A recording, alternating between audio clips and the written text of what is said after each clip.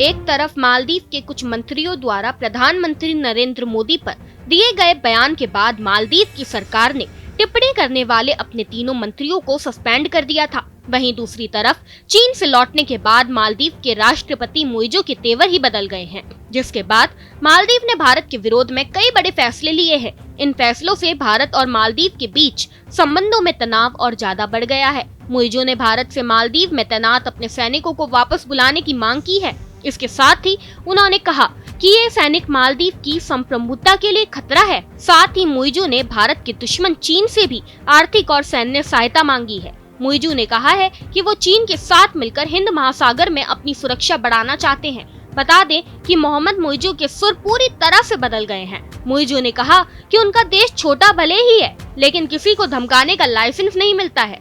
मुइज़ो ने भारत को आंख दिखाना शुरू कर दिया है, जिसके चलते मालदीव के फैसले का असर मालदीव की जनता पर भी पड़ेगा, क्योंकि मालदीव को भारत से अनाज, दवाइयाँ, शिक्षा, स्वास्थ्य जैसी सुविधाएं प्राप्त होती है। लेकिन चीन से लौटने के बाद मालदीव सरकार अब अपनी जनता के लिए चिकित्सक उपचार के लिए सरकारी स्वास्थ्य बीमा योजना का विस्तार थाईलैंड और संयुक्त अरब अमीरात तक कर रही है।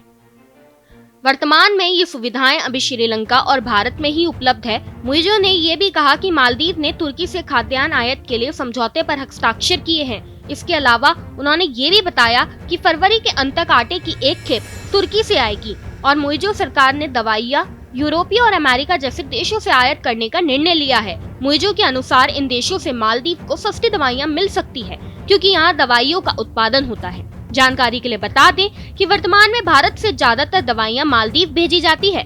भारत ने मुइज़ो के इन फैसलों की कड़ी निंदा की है। भारत ने कहा है कि मालदीव में भारत के सैनिकों की मौजूदगी दोनों देशों के बीच दोस्ती और सहयोग का प्रतीक है। भारत ने ये भी चेतावनी दी है कि अगर मालदीव ने भारत के खिलाफ कोई कदम उठाया तो भारत को भी मजबूत कदम उठाने पड़ेंगे।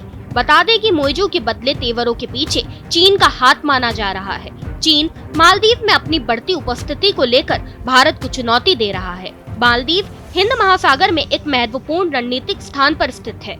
इस देश के पास हिंद महासागर से होकर गुजरने वाले जहाजों पर नजर रखने की क्षमता है।